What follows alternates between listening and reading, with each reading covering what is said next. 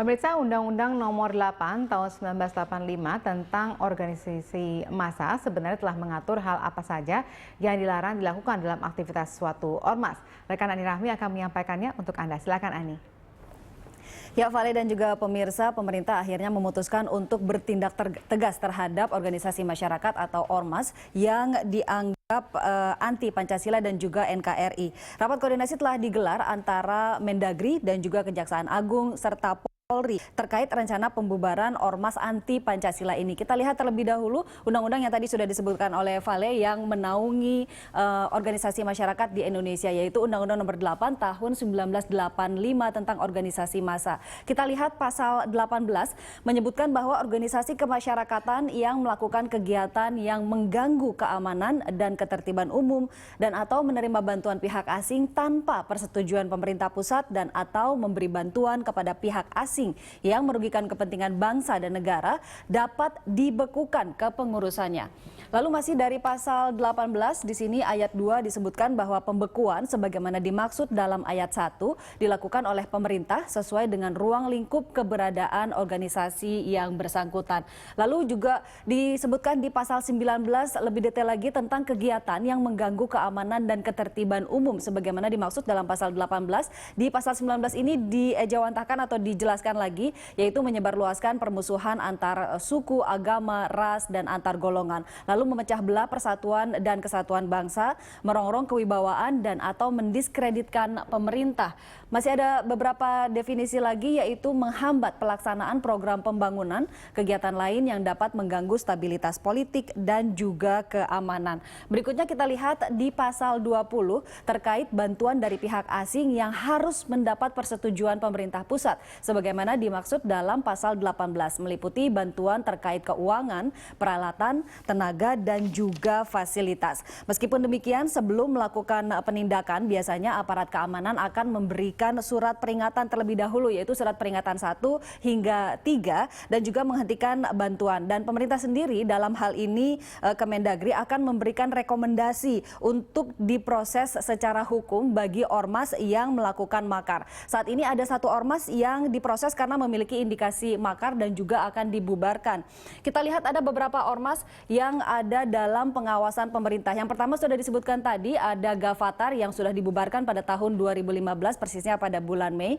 Gavatar adalah nama baru dari Al-Qiyadah Al-Islamiyah dan Komar atau Komunitas Milah Abraham. Ormas ini dianggap sesat setelah pemimpinnya Ahmad Mossadegh mengaku sebagai nabi.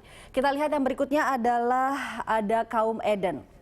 Komunitas yang dipimpin oleh Lia Aminuddin atau Lia Eden. Nah, Lia Eden ini mengaku dirinya sebagai titisan Tuhan dan Ruhul Kudus. Lia mengklaim bisa membaca masa depan dan meramalkan kiamat. Sejak didirikan, Kaum Eden diketahui sudah memberikan 3 kali peringatan kepada Kapolri yang disampaikan lewat surat. Dan kita ketahui bahwa memang Kaum Eden ini kerap memberikan peringatan kepada pejabat pemerintah. Salah satunya adalah Kapolri. Dan peringatan-peringatan ini tentu saja tidak dihiraukan oleh Kapolri. Berikutnya adalah ada Hizbut Tahrir Indonesia. HTI merupakan organisasi Islam yang mendukung berdirinya Khilafah Islamiyah. Nah, ini diterjemahkan sebagai tidak mengakui keberadaan Pancasila. Kita lihat organisasi berikutnya ada Jamaah Ansarut Tauhid atau JAT. Organisasi ini secara nyata mendukung ISIS dan menjadi motor pergerakan ISIS di Indonesia. Organisasi terindikasikan sebagai organisasi teroris oleh Amerika Serikat yang diketahui melatar belakangi bom Bali tahun 2002. Pengamat terorisme dari Universitas Islam Negeri Syarif Hidayatullah Jakarta menyatakan ada 2 warga negara Indonesia yang mempunyai peran penting dalam menghubungkan antara ISIS di Suriah dengan gerakan radikal di Indonesia. Nah, salah satunya adalah Abu Jandal alias Salim Mubarok At-Tamami yang diketahui adalah mantan pendukung organisasi Jamaah Ansarut Tauhid atau JAT ini. Kita lihat organisasi yang kelima, Majelis Mujahidin Indonesia atau MMI. Organisasi ini tidak jauh berbeda dari JAT. Dalam Kongres Umat Islam Indonesia, Ketua MMI Irfan S. Awas menuding mereka yang berdiri menyanyikan Indonesia Raya sebagai pengkhianat. Lalu organisasi yang banyak diperbincangkan khususnya saat Ramadan seperti sekarang ini adalah Front Pembela Islam atau FPI. Pada 15 Februari 2012, Mendagri Gamawan Fauzi sudah memberikan ultimatum FPI jika 2 kali lagi berbuat onar maka akan dibubarkan. Pernyataan ini menyusul tindakan anarki Laskar FPI di kantor Kemendagri dan juga di Monas. Dan sepanjang Ramadan tahun ini saja, FPI sudah diketahui melakukan sejumlah razia miras. Ada beberapa kota seperti misalnya Bekasi dan juga Jambi. Juga beberapa kali wacana muncul terkait masalah pembubaran FPI. Namun kenyataannya hingga saat ini kita ketahui FPI masih ada. Kembali ke studio. Terima kasih atas pemaparannya. Baik pemirsa, sebelum kita lanjutkan dialog, kami akan sampaikan informasi yang berikut ini. Sebelumnya pada pertengahan Mei lalu, Mendagri Cahyokumolo menyatakan telah memantau aktivitas sejumlah ormas yang selama ini dinilai anti Pancasila. Menurut Cahyo, pemerintah tidak segan untuk menutup ormas-ormas yang kegiatannya tidak sesuai dasar negara. Berikut pernyataan Mendagri Cahyokumolo. Pada tahap melakukan evaluasi, mencermati setiap perkembangan pernyataan tokoh-tokoh ormas tersebut ya, yang menunjukkan posisinya anti Pancasila. Kami sudah koordinasi dengan Pak Kapolri, juga dengan Jaksa Agung, dan kami sudah intensif. Dasar kami adalah pasal 59 Undang-Undang Nomor 17 2013 tentang ormas. Juga laporan masyarakat, hasil rapat dengan Majelis Ulama dan Majelis Agama tanggal 23 Maret 2015 yang lalu, yang prinsipnya kita minta tidak hanya ke Mendagri tapi atas masukan kepolisian, semua pihak untuk mengevaluasi terhadap keberadaan ormas yang mengatasnamakan kelompok tertentu mengembangkan ajaran dan Baik pemirsa, saat ini kami sudah terhubung dengan Pak Lukman Edi, Wakil Ketua Komisi 2 DPR RI. Selamat malam Pak Lukman. Malam. Baik Pak Lukman, di studio sudah ada bersama kami Pak Sudarmo, Dirjen Bidang Pemerintahan Umum dan Politik dari Kemendagri. Kami akan tanyakan kepada Bapak apa sebenarnya hasil rapat kemarin dengan Kemendagri. Apakah betul ada 15 ormas yang dinyatakan akan dibubarkan dalam waktu dekat ini? Ya, kemarin kita rapat kerja dengan Mendagri dan saya dalam kesempatan itu menanyakan hal yang penting ini kepada Mendagri. Pasca Mendagri mengumumkan akan membubarkan ormas-ormas yang yang tidak sesuai dengan Pancasila, NKRI, dan melakukan tindak-tindakan anarkis. Nah, oleh itu kemudian dalam raker itu Mendagri menjawab bahwa Mendagri sudah berhasil menyusun daftar-daftar ormas yang anarkis, kemudian yang mempunyai paham anti negara kesatuan Republik Indonesia, anti Pancasila. Dan bola itu sekarang ada di Kejaksaan Agung untuk segera mengeksekusi terhadap rekomendasi yang dikeluarkan oleh Menteri Dalam Negeri. Karena memang pada dasarnya yang lembaga negara yang bisa mengeksekusi pembubaran sebuah ormas itu adalah Kejaksaan Agung. Begitu perkembangan terakhir yang mungkin 2 hari yang lalu kami melakukan rapat kerja sama dengan Menteri Dalam Negeri. Baik, Pak Lukman, dari 15 nama ormas tersebut, apakah itu sudah terima semua daftar namanya oleh DPR dan kemudian disetujui juga? Atau sebenarnya ada organisasi-organisasi yang menurut DPR sebenarnya tidak tepat oleh pemerintah sebagai target operasi sebagai yang harus dibubarkan karena anti Pancasila? Ya, mohon maaf ini mungkin agak terputus-putus ya, tapi pada dasarnya kita konsentrasi kalau soal ormas yang melakukan tindakan anarkis ya, itu mungkin bisa ditertibkan lah oleh kepolisian ya. Tetapi bagi ormas yang punya paham politik yang anti negara kesatuan Republik Indonesia, anti NKRI, anti Pancasila dan anti Undang-Undang Dasar Negara Indonesia tahun 45, saya kira harus mendapatkan perlakuan khusus, ya, perlakuan khusus. Tidak bisa lagi dilakukan penertiban oleh aparat kepolisian, tapi sudah harus pada pembubaran organisasi tersebut yang kemudian pengurus-pengurusnya Kali terputus Pak Lukman, nanti kami akan coba kembali menghubungi Anda. Pak Sudarmo, ini kalau misalnya tadi kita lihat dari jabatan DPR juga sudah sepertinya sepaham dengan rencana pembubaran ormas yang dinilai tidak anti Pancasila ini ya Mas Soya. Nah, kalau misalnya kita lihat tadi ada beberapa organisasi massa yang disebutkan oleh rekan saya tadi pada saat pemaparan, ada beberapa di antaranya dari Kaum Eden, ada FPI misalnya. Nah, ini apakah mereka termasuk dalam daftar 15 ormas itu? Kalau yang kita pantau atau yang kita dalami ya, barangkali tidak hanya 15 ini, tetapi hampir secara keseluruhan ormas ini kita pantau, kita awasi, dan ada beberapa yang memang perlu kita dalami. Kita beda.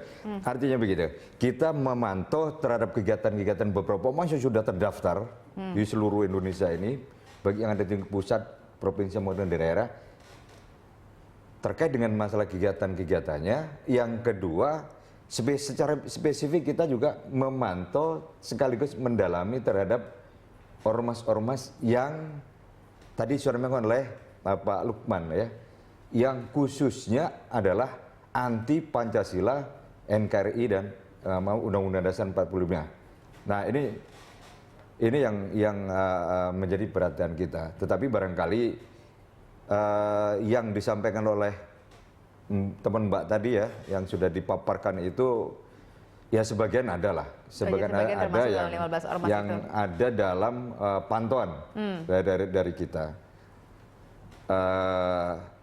Mungkin kalau nanti memang ditemukan bahwa apa yang menjadi pemantauan kita ini benar, dan sudah bisa dibuktikan bahwa dia itu adalah anti Pancasila, anti NKRI, Undang-Undang Dasar 45, ya harus kita ambil tegas. Kita tidak main-main bahwa pemerintah ini komitmen terhadap NKRI, komitmen terhadap dasar negara Pancasila, dan komitmen terhadap konstitusi kita adalah Undang-Undang Dasar 45. Ya. Nah, kalau kita lihat tadi ada beberapa organisasi massa yang sudah mendapatkan surat peringatan gitu ya, dan dikatakan kalau mereka melakukan aksi lagi akan langsung dibubarkan. Tapi misalnya pada saat ini kita lihat mereka masih melakukan aktivitasnya, apakah itu tidak bisa langsung dikatakan mereka akan dibubarkan atau harus ada penilaian lagi dari? Ya, begini Mbak. Ini tadi Mbak yang disampaikan, dipaparkan di layar tadi ya. Itu kan Undang-Undang nomor 18 nomor 8 tahun 85 itu sudah nggak dipakai itu Mbak. Jadi itu nggak dipakai, itu sudah direvisi menjadi Undang-Undang nomor 17 tahun 2013. Nah, apa yang membedakan untuk stepnya? Banyak perbedaannya banyak, termasuk sanksi yang harus diberikan kepada ormas yang melanggar. Tadi juga masih relevan lah, artinya hampir sama juga, bahwa ormas yang melakukan pelanggaran ini akan diberikan sanksi berbentuk administrasi. Ya, pemerintah daerah khususnya kalau apabila memberikan sanksi kepada ormas ini tidak bisa langsung dibubarkan, tetapi melalui pentahapan. Nah, pentahapan itu adalah tadi teguran tertulis pertama. Ini ada jeda waktu, ada proses waktu selama 30 hari.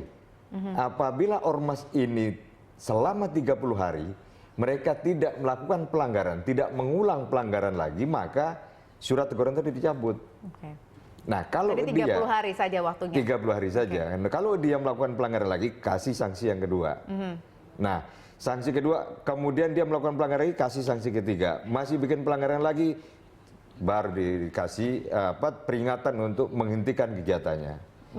Kalau misalnya dalam waktu 30 hari sanksi dicabut karena mereka tidak melakukan apa-apa misalnya, lalu kemudian mereka melakukan lagi kegiatan yang anti Pancasila misalnya, kemudian dikasih lagi surat peringatan lagi sebagai sanksi. Nah, kemudian lewat 30 hari lagi mereka aman-aman saja, tapi kemudian dicabut, setelah dicabut suratnya mereka melakukan kegiatan lagi. Apakah itu berarti mereka bisa mempermainkan dalam tanda kutip begitu sistem sehingga akhirnya mereka tetap tidak bisa dibubarkan? Karena saya sepakat tuh Mbak, saya sepakat dengan pernyataan Mbak ya. Jadi ini mungkin kelemahan di Undang-Undang Ormas yang ada. Artinya ada pentahapan-pentahapan ini yang bisa dijadikan celah oleh ormas. Yang seperti saya sampaikan tadi, 30 hari, selama 30 hari, katakanlah lebih 1 hari saja mereka sudah tidak melakukan kegiatan yang melanggar aturan, ini kan sudah dicabut dengan peringatan ini. Kemudian hari ke-32, katakan begitu, dia melanggar lagi, diberikan lagi teguran yang bukan yang kedua, tapi pertama lagi. Iya, jadi akhirnya tidak ada finalnya itu. Ini yang saya pikir, jadi akhirnya tidak ada finalnya seharusnya. Ini kalau menurut pendapat saya, jadi tidak perlu lagi itu ada proses waktu yang menyebutkan masa berlakunya teguran itu. Tetapi biarlah ini teguran pertama ini berlaku sepanjang masa. Nah harusnya begitu, berlaku sepanjang masa. Begitu dia melakukan pelanggaran lagi, walaupun dalam kurun waktu yang katakanlah lebih dari setahun, 2 tahun, 3 tahun, tetap karena mereka pernah melakukan pelanggaran, telah pernah mendapatkan teguran pertama, maka langsung kasih teguran kedua. Oke, nah bagaimana dengan misalnya organisasi massa yang sudah kita ketahui pernah mendapatkan surat peringatan, kemudian sudah lama malah tahun 2012, tapi kemudian dia melakukan aktivitas yang dianggap orang banyak sebagai satu pelanggaran atau melakukan mengganggu ketertiban umum. Bisakah anggota ataupun dari Kemendagri langsung menindak mereka atau harus menunggu prosedur yang tadi Bapak katakan tidak efektif tahapannya? Tetap Mbak, kita kan nggak bisa melawan undang-undang. Apapun yang dilakukan oleh pemerintah itu harus mengacu kepada undang-undang. Nah ini permasalahannya. Sekarang kalau misalnya kita mau praktis ya, kalau mau praktis ini, barangkali mungkin kalau mau direvisi, ya nggak usah lah itu teguran 1, seperti tadi saya sampaikan. Jadi teguran 1 tanpa kita melihat masa waktunya, langsung teguran kedua, nggak usah ada lagi ketiga, langsung cabut, langsung dibubarkan ormas itu. Jadi nggak ada sampai 3 penghentian kegiatan, penghentian bantuan, terlalu lama soalnya menurut saya. Oke. Nah sekarang kalau misalnya ada rencana untuk membubarkan sebanyak 15 ormas dengan kondisi ada loophole di situ dalam undang-undang seperti ini, bagaimana kemudian nanti pengejauhan tahanan oleh Kemendagri? Ya tetap kita ngikuti tadi Mbak, tetap mengikuti undang-undang tadi. Jadi kita sekali lagi tidak secara otomatis kita bisa membubarkan, tetapi harus melalui pentahapan. Kalau kita nggak melalui pentahapan kan salah kita, kita salah. Pemerintah dengan DPR sudah membuat undang-undang, tapi kita melanggar sendiri undang-undang itu, kan tidak bisa. Nah, jadi tetap kita harus mengikuti pentahapan itu. Kalau misalnya memang kita memerlukan pembubaran ormas secara cepat tadi, ya kita harus merevisi undang-undangnya itu. Kita harus revisi, sekali lagi, tidak lagi ada batas waktu, tetapi udahlah. Kalau mereka melakukan pelanggaran, mungkin juga kita tentukan kriterianya. Pelanggarannya seperti apa. Kalau memang pelanggarannya dianggap itu sudah terlalu berat artinya, apalagi sudah bertentangan dengan ideologi, ya itu menurut saya kan sudah bukan pelanggaran ringan, ya kan? Itu sudah makar. Kalau bentuknya sudah makar, nggak perlu lagi ada pentahapan, tapi langsung saja dibubarkan. Dan tentunya harus ada sanksi kan gitu, Mbak. Nah, ini barangkali mungkin yang ke depan perlu kita bahas bersama-sama mungkin ya. Baik, sekarang bola katanya ada di Kejagung. Nanti kita akan bahas pada segmen terakhir nanti seperti apa tindak lanjut setelah dilaporkan ke Kejagung ini untuk pembubaran ormas tersebut. Baik pemirsa, kami akan kembali usai jeda berikut ini.